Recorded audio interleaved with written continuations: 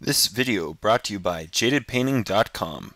If you need your miniatures painted to a tabletop standard, check out jadedpainting.com. It was released today. Ooh, Space Marine Codex. Thus far, what can I say? It's an update. It's a really good update. It seems really fair. Points cost seem really nice so far. There's probably a couple that seem out of place. Some got really good, some got a little more expensive. But it seems really in line and a really well-written, fair codex thus far. Today I'll be going over the heavy support choices and my final impressions of the codex after reading through a few times.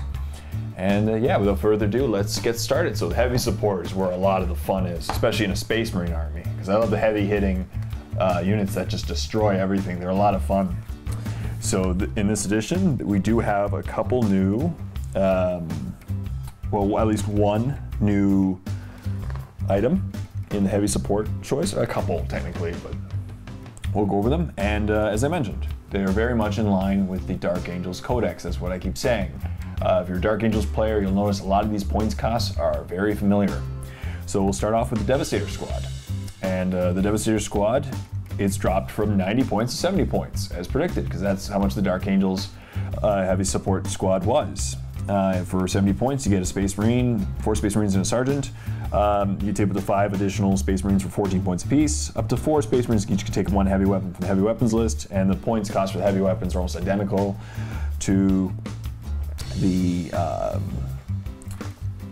Dark Angels. I'll just double check, but I'm pretty sure the only difference is the heavy weapons. Nope, they're all the same. Completely the same. Plasma cannon, 15 points, yep. So, yeah, that's it. You know, it's pretty much the same. They're nice. They're a nice unit. I love running Devastators in my games with Dark Angels. They're fun. If you give them a Librarian, they can be a little bit more survivable and survive a little bit longer, which is nice. Devastator Squad, always a classic. I like them, and for 70 points, good choice. Give them a bunch of heavy bolters, las cannons, missile launchers, or plasma cannons. I'm not the biggest fan of plasma cannons overall. They're nice, but there's a problem with them overall because they can't snap fire and they get hot. But whatever. They do have a signum as before, and that's it. They're pretty much very straightforward. They can take melta bombs. They can also take a drop pod, rhino, or razorback as a dedicated transport. Straightforward stuff. Up next, we have one of the interesting additions to this codex, obviously, the Centurion Devastator Squad. The Centurions. Now, as you've seen in my previous review, Centurions, they're okay. They're not bad. My biggest problem with them is they have no invul save. If they had an invul, they'd be awesome because they'd be like paladins. But with no invul, they have 2 wounds each, and their strength and toughness 5. So they're not instant killed as easily because they're not hit by strength 10 weapons. But now, after Eldars come out, Eldar have access to a lot of instant death weaponry with their monofilament weapons.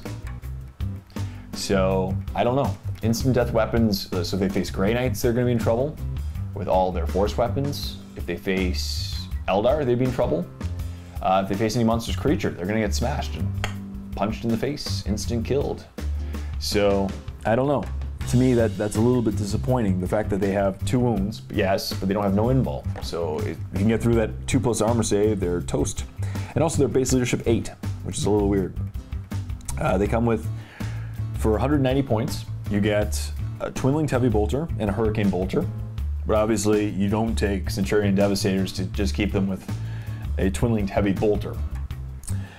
Special rules, they should no fear, chapter tactics, decimator protocols, slow and purposeful, very bulky. So that's cool.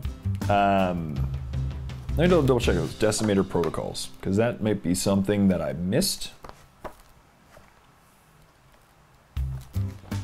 Centurion. Decimator protocols. Centurions can fire up to 2 weapons at the same time. So they're like monster creatures, they can fire both weapons at the same time. Cool. You can include up to 3 Centurions at 60 points per model. Cool.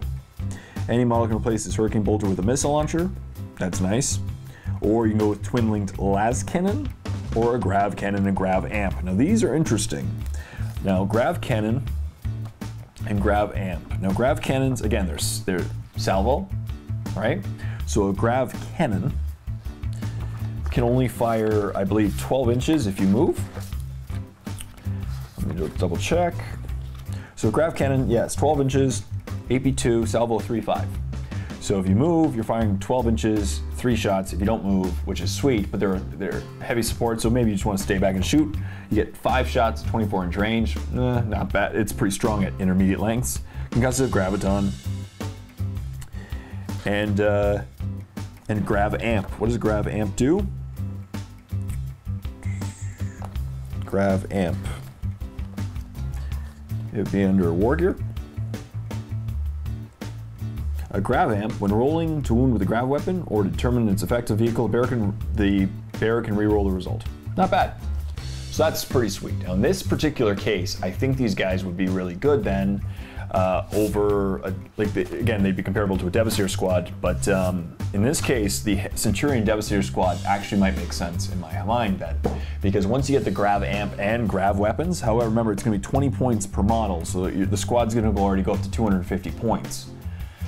Which is a lot for 3 guys that can be instant killed so quickly, but you do get to re-roll, so that's not bad. You know, that'll do some serious damage, especially if you stay still and fire 5 shots.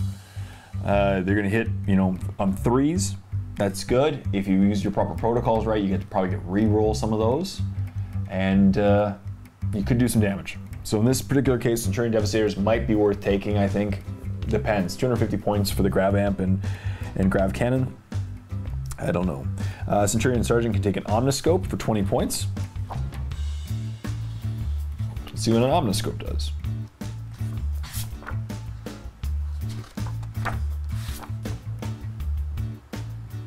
Omniscope. A model with an omniscope has night vision and spitfire. Cool. That's good. So yeah. That's the Centurion Devastator squad. Pretty cool stuff. They're the same as the other Centurions. So next we have the Thunderfire Cannon, which the Thunderfire Cannon has stayed the same in cost and basically does the same thing as before.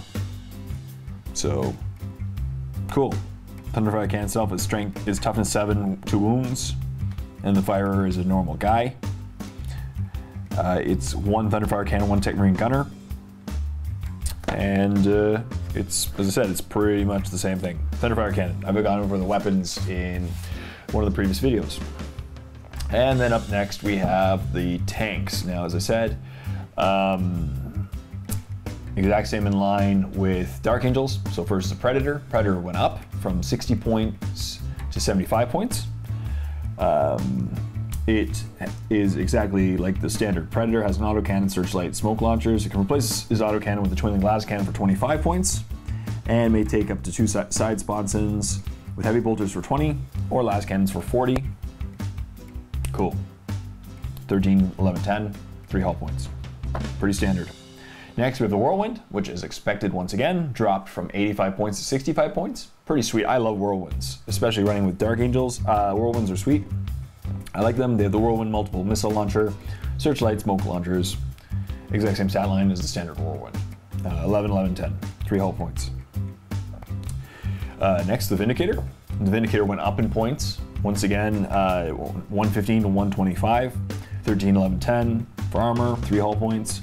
Demolisher cannon, storm bolter, searchlight, smoke launchers. And could take a siege shield for 10 points.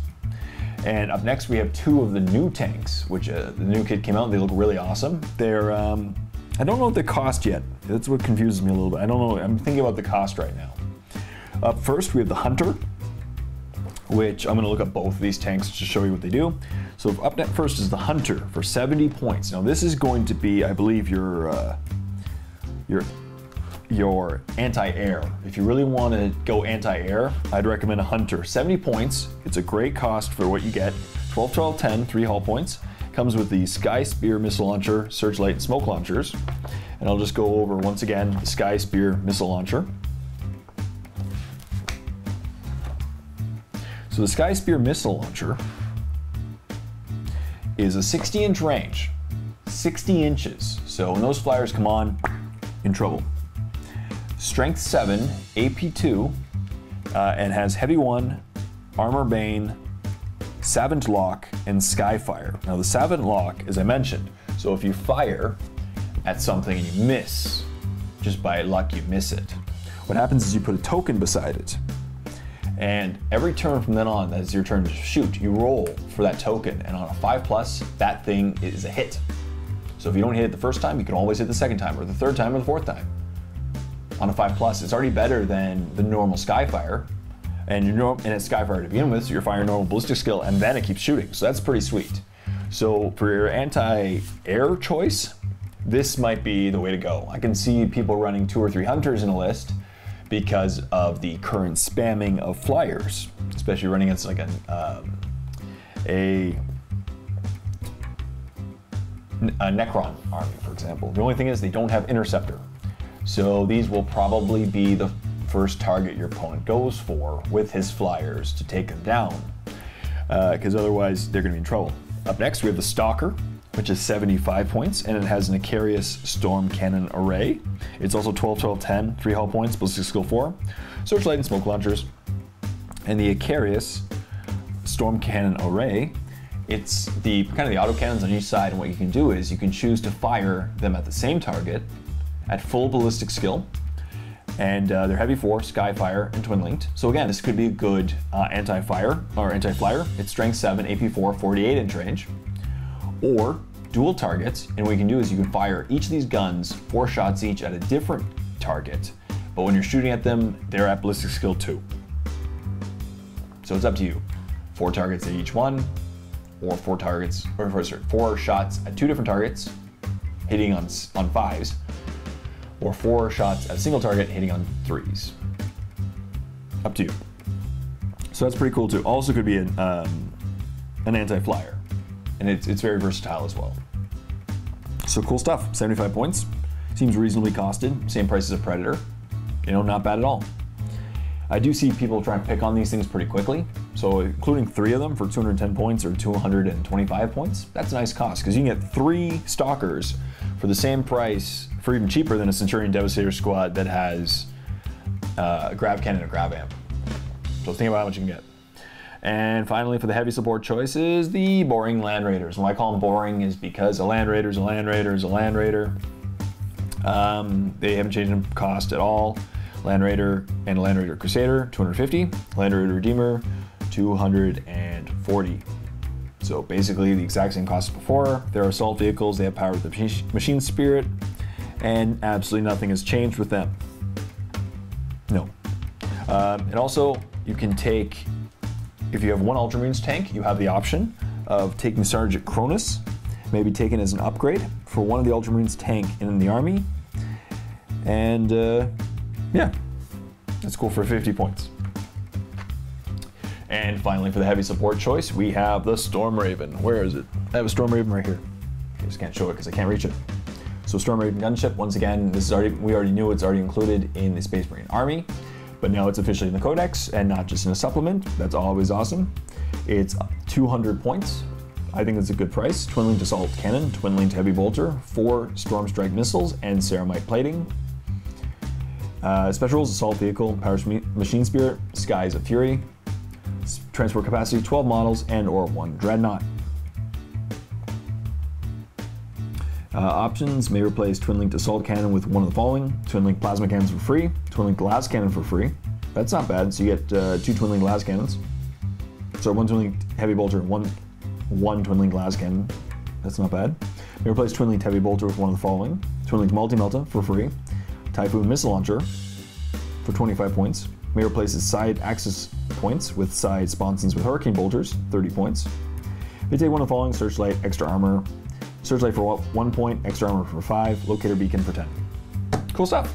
And that is, and then the final page is just references from all this awesomeness, special rules, everything. So, yeah, that's it. That's my review, or technically just my summary of all the slots of the new Space Marine Codex. Overall, after reading it a bunch of times, I think it's good. It's well priced. It's a great update. They did lose combat tactics, which is a punch to them, but they got a lot of cool special rules that gives a flavor to each faction. And I think that's really awesome. You know, that you can take parent companies and chapters and all that stuff and have a lot of fun with it. And I think it leads them to really creative armies. I think the new models are interesting. The Centurion Devastator squad seems handy. I think all the heavy ones are much better. I don't think I'm a fan of the assault ones. That's my opinion. I'm not the biggest fan of the grab guns overall. Do I feel that this codex is broken? No. I really do like the fact that Templars have been put into it. The points cost seem right up there with Dark Angels, and Dark Angels are not the most competitive army. I think this is actually going to be more competitive than Dark Angels because they have access to some war gear that Dark Angels don't. However, Dark Angels have access to Terminators as troops, and you don't with this codex. So, yeah, I think it's very fairly written. I don't think this is going to be the broken codex or the one people scream about. When I was reading through the Tau Codex for the very first time and the Eldar Codex, I was like, basically, I couldn't believe half the stuff they got. These ones, fairly written, some awesome specials, and obviously there's going to be some nasty combinations. I just maybe haven't thought of them, and it'll take a week or so for people to figure them out and put them all together. But I have the feeling that what people have is going to remain competitive. It was competitive before, it's going to be competitive afterwards. Very few things got flipped on their heads. I think some HQs got really nicely buffed. Some squads got nicely buffed. But most things got appropriately costed for 6th edition. And I think you're going to see a lot of the same stuff. Plus the cool new tanks, the Stalker and Hunter, and maybe the Centurions as well. And yeah, I could totally see a lot of Ultramarines. I think Ultramarines are going to be a very, very viable chapter in this new codex. I think they're going to be probably the most played, but they were always the most played anyway of the vanilla Marines. But yeah, they're really nice. As I said, fairly written codex. I forgot to mention who wrote it. It was written by, let me see. Oh, Robin Crudas. Crudas. Not Crudas. Robin Crudas. Cool. Very cool stuff. So Robin Crudas, you wrote it well. Good job writing the Space Marines. I like it. I really do like it. I don't think it's broken. There's some good options. Grab guns. I can't wait to see a lot of the vanilla Marines. I'm a fan of vanilla Marines. I gotta give them props because they get a lot of people into the hobby. They have a lot of versatility. You can customize them yourself. What can I say? You know, they're fun to paint as well. They're not the most complicated, but they're cool. So that's what my opinion is. I think it's a good codex, and I think it's going to be one to last through 6th edition. I don't think it's overpowered, and has some awesome art. So if you don't have one yet, go out and get yourself a copy of the new Space Marine Codex. So thank you very much for watching this in-depth review and all my steps of the in-depth review of the new Space Marines Codex. As always, please like the video, comment in the comment section down below. Subscribe to my channel if you haven't done so. It really does help a lot. Thank you. Just once again, my cat says thank you as well. Don't you? Told you. She says thank you as well. So until next time, this is Jay and his cat saying, happy painting, everyone.